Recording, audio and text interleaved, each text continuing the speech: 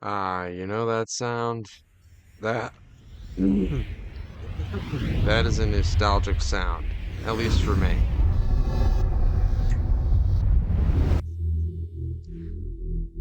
Ladies and gentlemen, after I kind of gave up playing Shadow Labyrinth, I really needed to calm down with something. And I'd had the itch for the game for some time now, and I decided what better time to do a game from my childhood than now when I need something relaxing, right? Those logos do not lie to you. One of those Eidos Entertainment. Uh, I have my history crossed there, but they they either got absorbed by somebody or a lot of both from Eidos Entertainment and Crystal Dynamics, of course. They are the same Crystal Dynamics that you know. That one is an interesting. Let me see if this works. If this, I'm also having technical difficulties here because of how I need to switch things up. So if you bear with me. Okay. So with any luck, this will work. If not, I will see you guys I will see you guys when I have gameplay on screen, or I'll have had gameplay on screen. Well, let's see if it jumps. If not, I will have to exit the game and be right back. Let's see. Is it gonna be nice? No, it was not nice. Okay. Be right back. Alright, as I was saying, um, yes, all of these companies, it's a good chance to go over this again. All of these companies that you see are, Eidos Entertainment and Crystal Dynamics. They are exactly the studios that would go on to make so many games. Well, since then did make games like Gex and whatnot. But this game came out in the year 2000 on multiple systems. But this version that we're playing is the one that I grew up playing on PC. One of the first games I remember really completing for myself and played over and over and over again, but never really 100%ing. Not until literally a couple years ago when I got back to it and said, you know what, I'm gonna do it this time. So, that being said, I've been wanting to do this game for a while, just because, as I've said, it's a game from my childhood, and it's I have a lot of stories to tell about this. But as I was saying, with it being a 100% run, well, that it is going to be a 100% run, and as I know how to 100% this game, it's not exactly hard, just a little obtuse and annoying sometimes, because one of the methods that you have to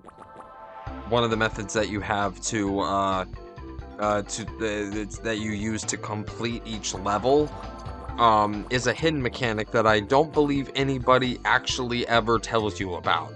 I'm not certain. I've talked to like every character in this game, because when I was younger, that's something I wanted to do, was I wanted to hear what every character had to say.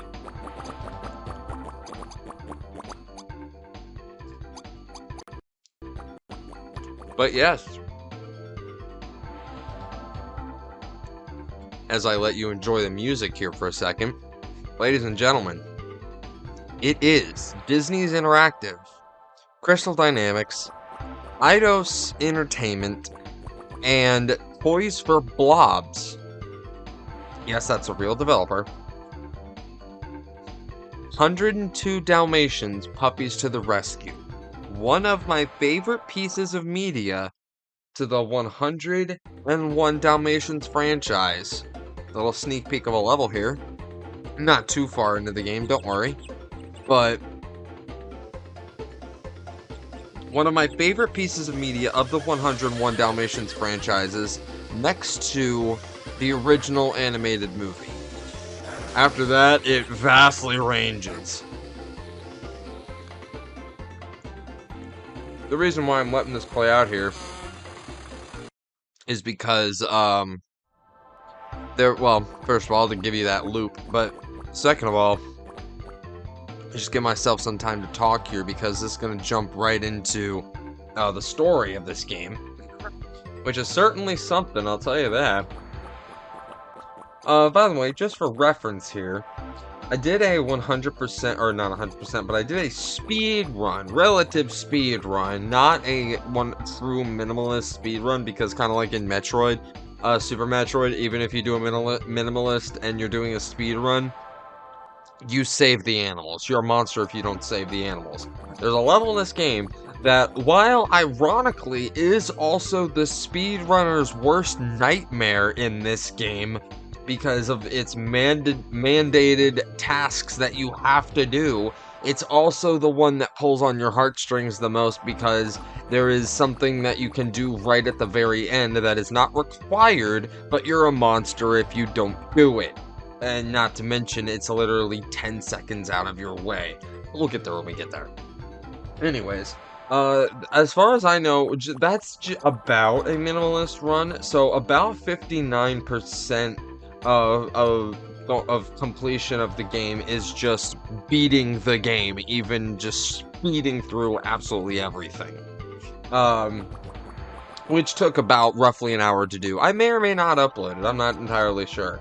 But that's my 100% run I had to do, and of course we're going to be starting a new game, but first, I have something I would like to do. First of all, turn on stereo, I think? That works. Sound volume, I'm gonna up that.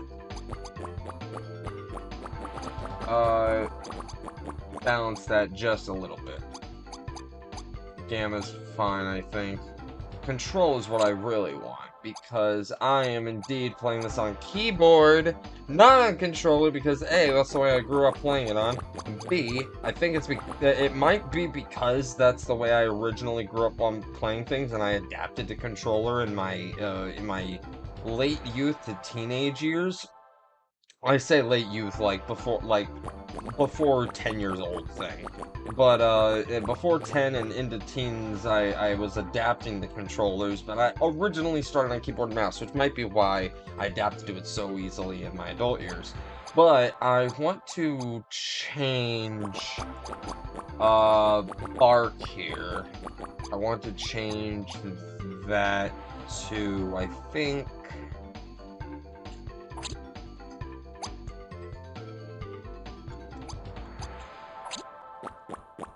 okay, I cannot configure that. Can I make that shift? Will that work for me? I think that'll work for me. Because I need to keep my hand on the movement at all times. And, sniff is up, roll is down. That way I can, I have my movement on at all times, and I can turn the camera whenever I need to. Because I can't possibly turn the camera both ways, so whatever finger is not using the camera can use the sniff and the roll. So I think that's all I needed to do. Sniff is up, that's down. Yeah, I think that's all I needed to do. Jump is spacebar, never changing that. Switch puppies, leave that on E. And then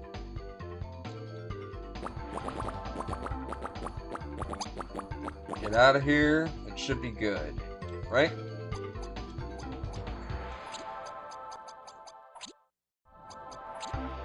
Should be good? No, it did not change it. Glad I checked. Change that to shift, and then accept. That's what I needed to do. Okay, done. That's a personal pet peeve of mine, when you have to actually accept the whatever changes you did instead of just automatically applying. I get it, but it just irritates me. Like, I changed all of it, why doesn't it just do the thing, you know? Anyway. I have a lot to say about this whole game. Like I said, it is a game from my childhood, and there's so much I just appreciated, even in my adulthood, with the more critical eye. And I just want to share all this with you.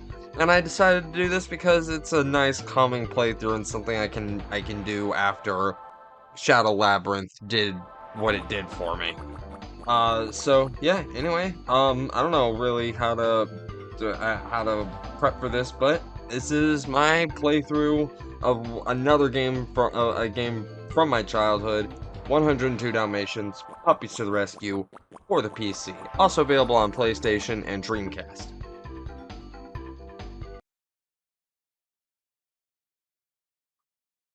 We will return to the adventures of Thunderbolt in space after these words from our sponsor. Not another commercial. Hey, Oddball, let's go look for pirate treasure in the yard. You bet. But Domino, do you think it will be okay with Mom? Yeah, no sweat. Mom and Dad will be back from their walk soon. What could possibly go wrong?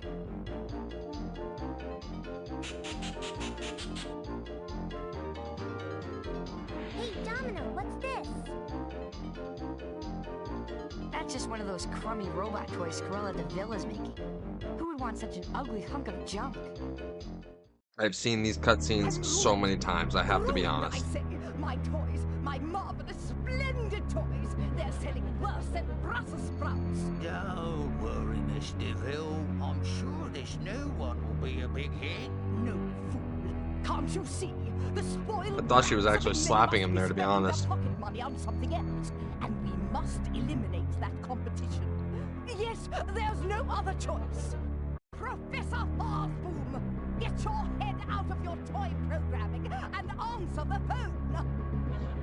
Yes, Cruella, my sweet.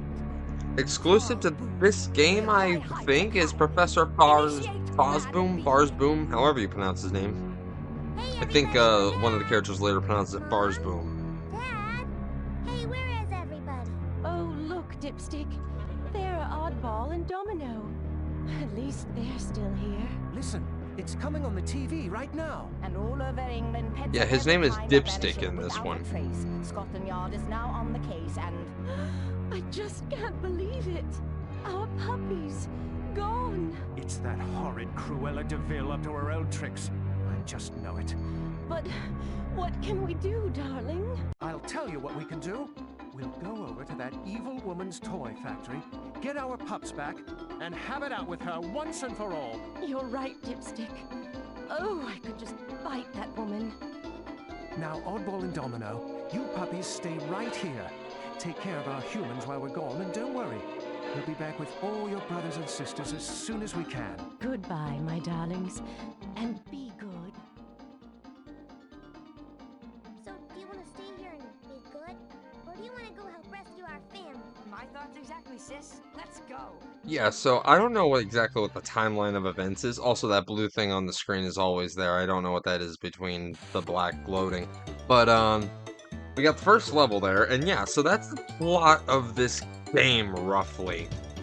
For some reason, in the midst of us being outside, I don't know how this happened, but I don't know the exact timeline of events. Maybe Cruella enacted her plan beforehand, and somehow they kidnapped all the puppies while they were outside. I have no idea how this happened. In broad daylight, no less. But all 100, or what? If it's 102 Dalmatians, minus the two, minus Pongo or Dipstick, as he's called in this game, and Purdy. That leaves a straight 100. Minus these two, that's 98. So that's 98 Dalmatians that we have to get across how many levels?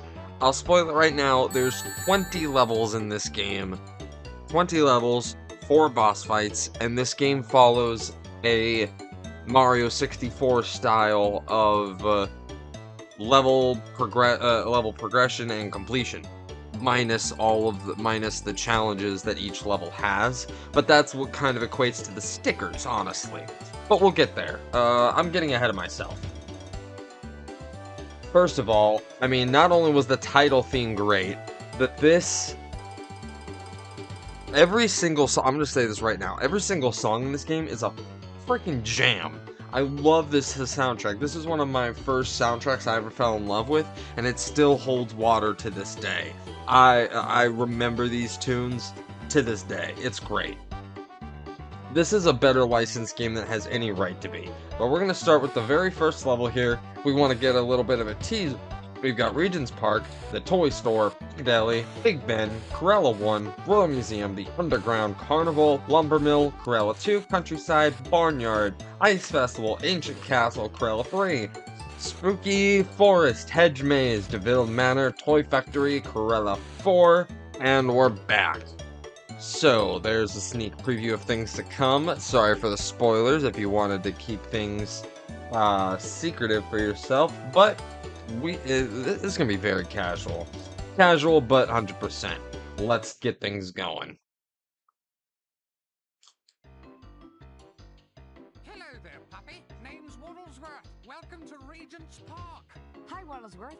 I'm looking for my brothers and sisters. I think they might be in trouble. Yes, Cruella de Vil has sent out an army of robotic Oh. toys to capture all the pets in England. But why? What is she gonna do with them?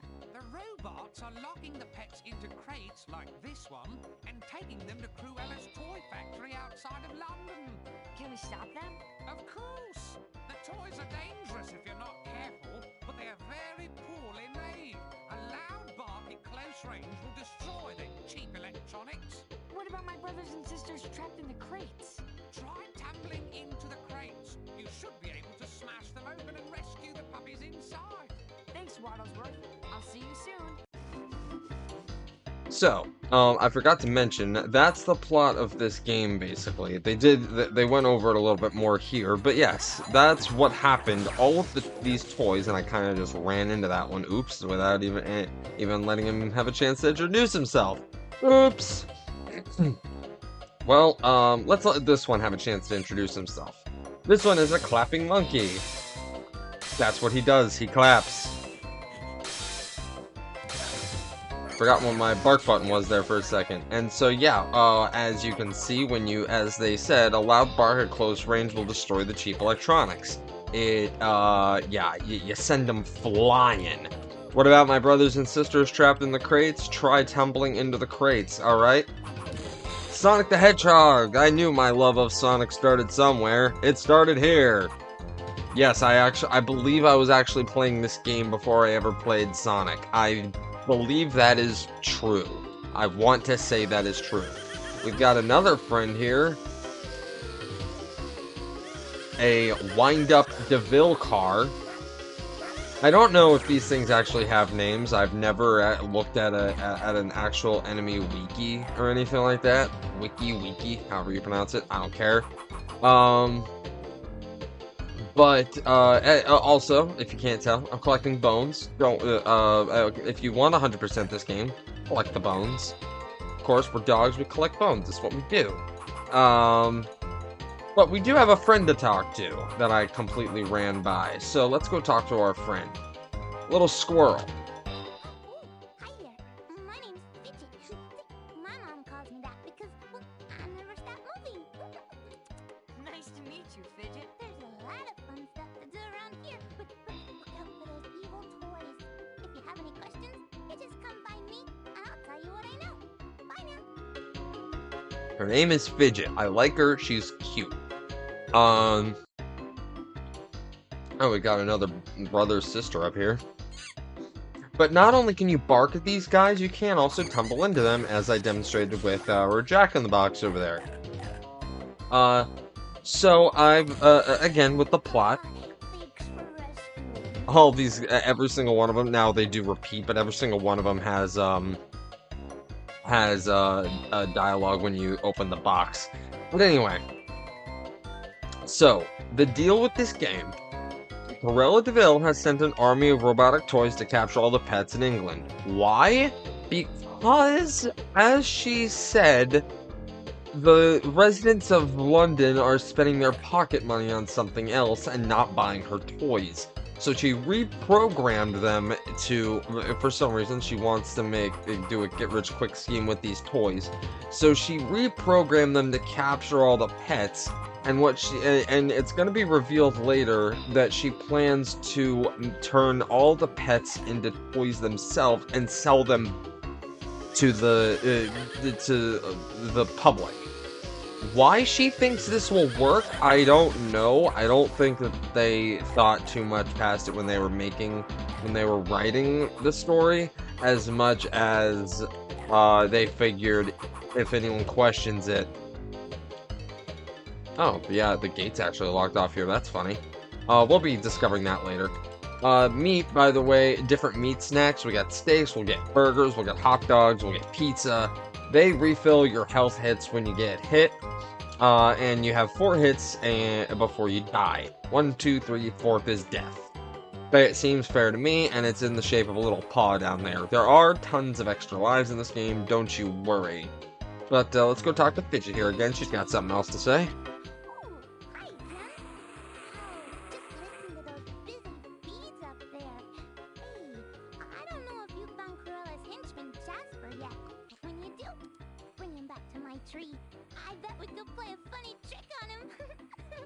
Nice clipping, by the way.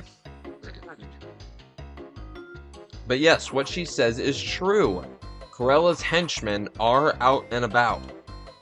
Now, a couple things about this. One, I want to calm everybody's nerves right now if you're like me at a very young age that was afraid of this.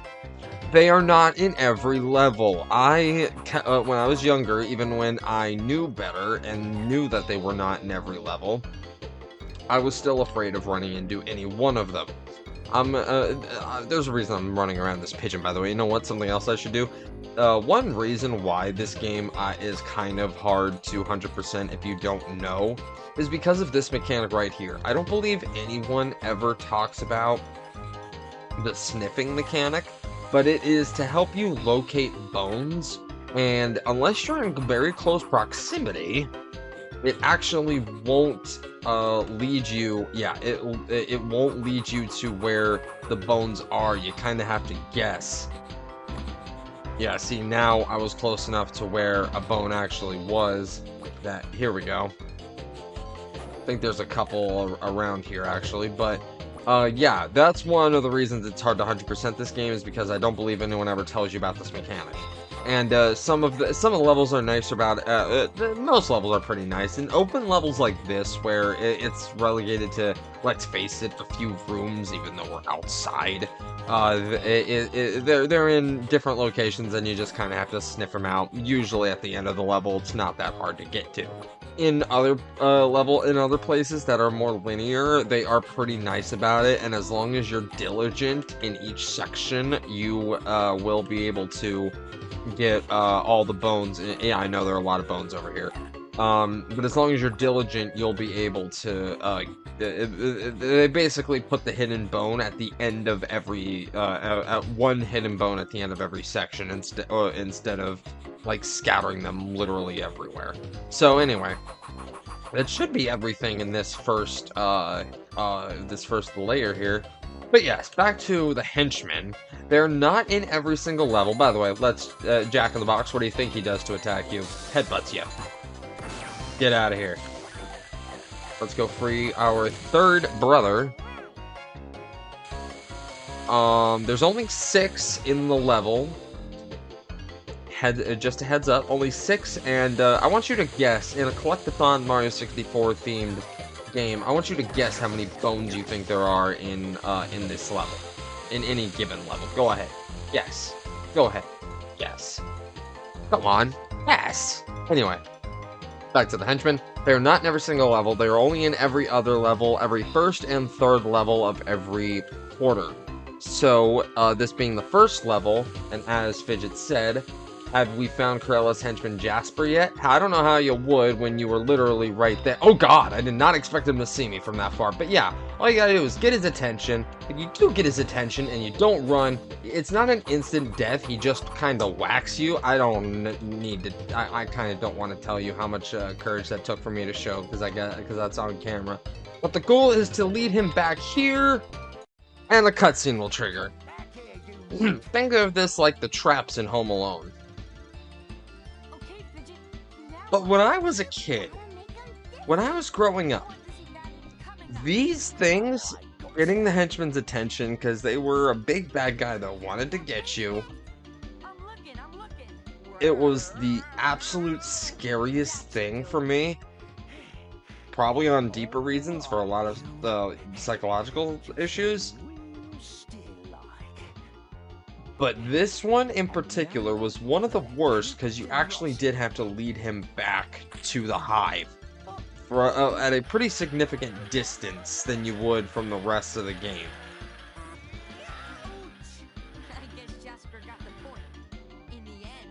Now, granted, a funny thing always does happen, and you get a funny line or a funny pun off of that. So yeah, sorry to talk through most of that, but I had to share that when I was a kid, even for the longest time, even though I knew how to do it and I was perfectly fine, just the act of doing it still made my heart race for a while. I guess I'm calmed down now, but that was a thing for me as a kid. Alright, brief interruption from the Crazy Pastry Queen. What's up, my This is a G-rated game! I do! Try and keep it G for at least the audience, that the game is... I try and keep it age appropriate for the game that the audience is intended for. But strike that, reverse it, thank you. Anyways, yeah, I think I was talking about Jasper there. Don't worry, we'll get to the rest of them, but that one, for what I think is because of the length that you have to travel, is always the one. The first one was the worst for me, which honestly made the rest of the first one was the worst, and the last one is ironically the easiest because you don't have to do a thing except for just bark at the clock, but we'll get there. Anyway, let's talk to Fidget.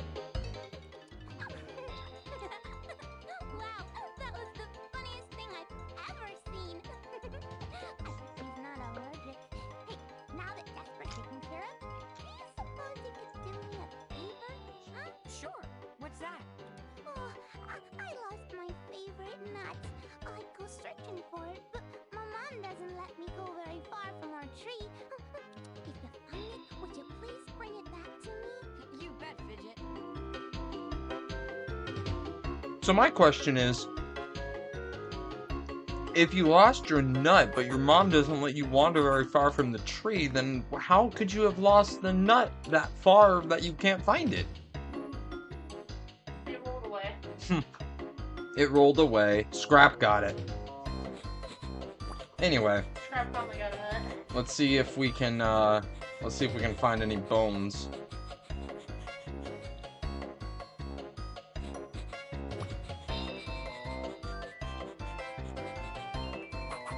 Alright, but before we, since we're headed back that way, let's grab this pigeon. Let's kite it in this direction, because there's a pigeon statue over here. And it doesn't take much to bring it here, but when you do,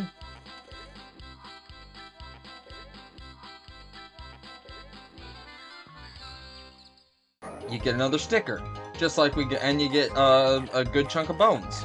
And just like when we got one for capturing Jasper there, pranking Jasper, we got a sticker, and that's one of our collections. That's one of our optional objectives and that's an extra life, by the way, right in the middle of this patch that Jasper was walking around. But that's one of our optional objectives. Each level has 6 objectives, one of which you will get no matter what. Can you guess why? It's for completing the level in general. And that little bit of disorientation is what happens when you switch puppies, and I did that on purpose, because, switching puppies does not do anything, but I did want to show this off. The pigeon respawns, and if you get it to go, where it's supposed to, again... Oh, you pain in my... Come on. You did it so easily the first time. You get the animation again with whatever Dalmatian you're playing with. And you still get the noise that you got the sticker even though you already got the sticker. I thought that was interesting. I discovered that in my recent playthrough and I thought it was hilarious. But anyway, yeah, no actual gameplay differences between the two Dalmatians except for voice differences.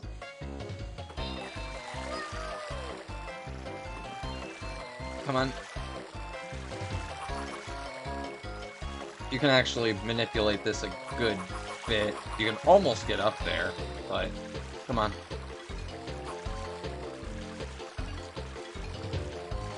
There we go. Grab that. And we still got stuff over here to grab. So no matter what, you're gonna... It's very hard to miss Jasper in this level. Well, let's see what happens when we switch back to Domino. Yeah, just voice differences. They have different audio clips, and that actually leads me to an interesting point about this game. I am willing to bet that the addition of 2 playable characters, even with it just being cosmetic and voice difference, literally no jump, speed, height, gameplay, whatever, no differences.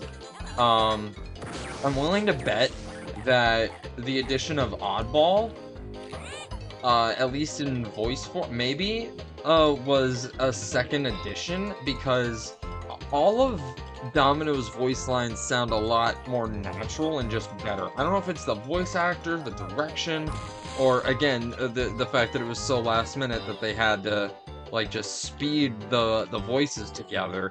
But Oddball kind of, or maybe it's meant for, she speaks a little bit slower for people. Maybe that was the intention. I'm not entirely sure.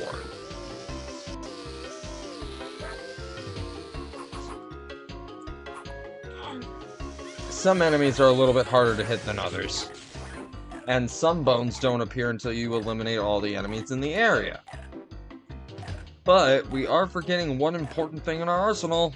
The sniff. And yeah, unless... there should be something right here. I swear there should be. No? Okay. But we're gonna head back up there in a second. I think you can see where the end of the level is. Grab one of those. We're already at 80. Again, I want you to guess how many bones are in this level. How many bones are in each level period. I want you to guess.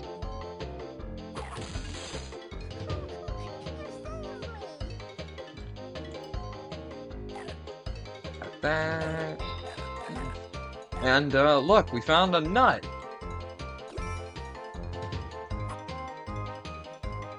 Key items will usually just be floating around like that. We'll grab him in a second because that looks like our exit. But if we go back here, we have a little teleport spot. Like I said, that was blocked off to us before. But now...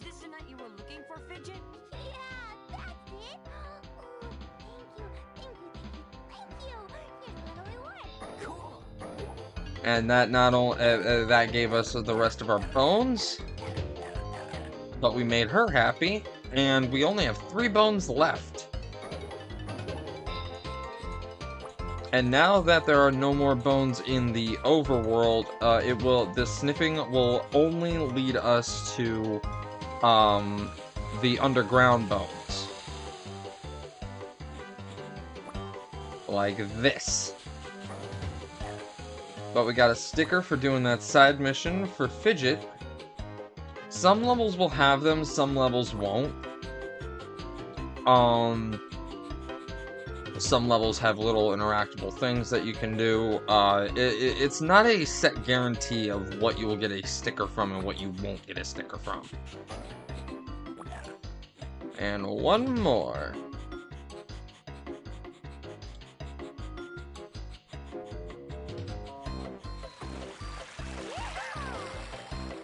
What I like is that the sniffer still keeps working even after... Aha, here we go. I swear I will never memorize the locations of all the underground bones in the game. I know where a good chunk of them are, but not all of them. And yep, as who could have ever guessed? We get 100 bones in a level, and we get the sticker for it. 100 coin challenge. We all know it. That's actually cute. I don't know if I ever caught on, but she keeps a hold of her nut even after you've given it to her. You can come back and see her. Anyway. I believe that is everything. We got Jasper, we got the pigeon, we got the nut, we got the bones. We got all of our Dalmatian brothers and sisters. 6 out of 6, 100, 6 out of 6, sticker, or acorn, Jasper, pigeon, and, as I said, 1 for completing the level.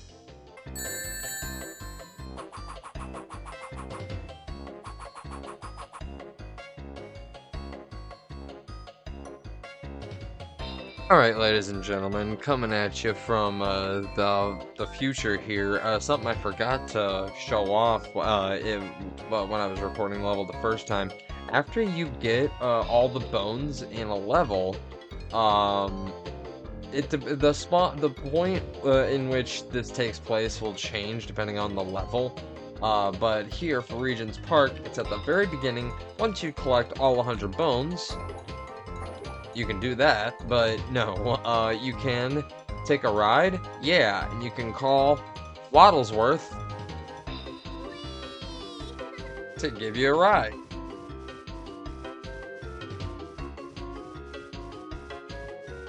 And it'll take you through a nice ride through a good chunk of the level, if not the majority of the level.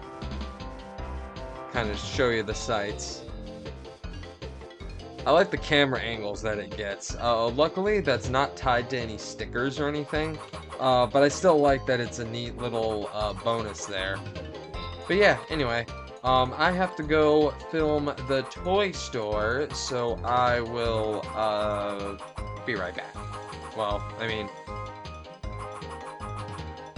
back to your regularly scheduled program. That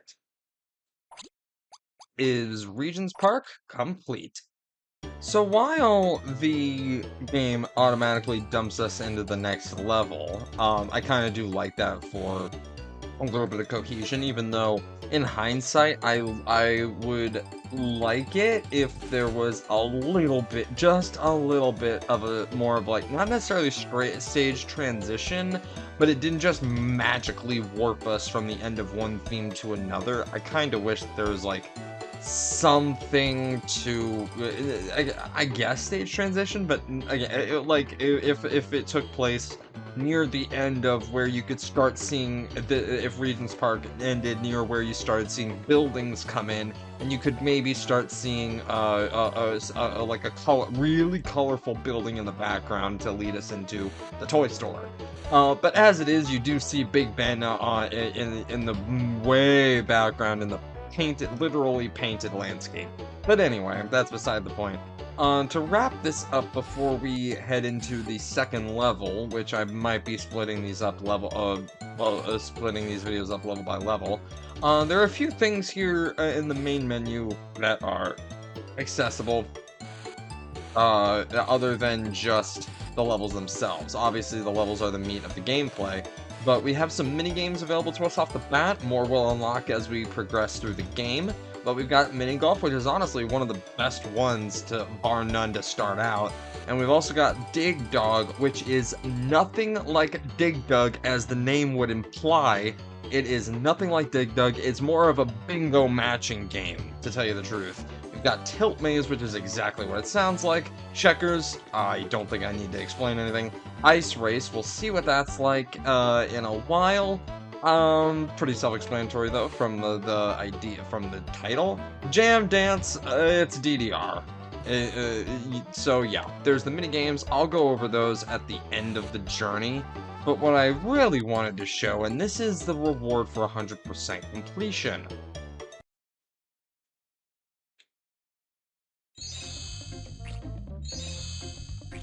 3, 4, 5, and 6.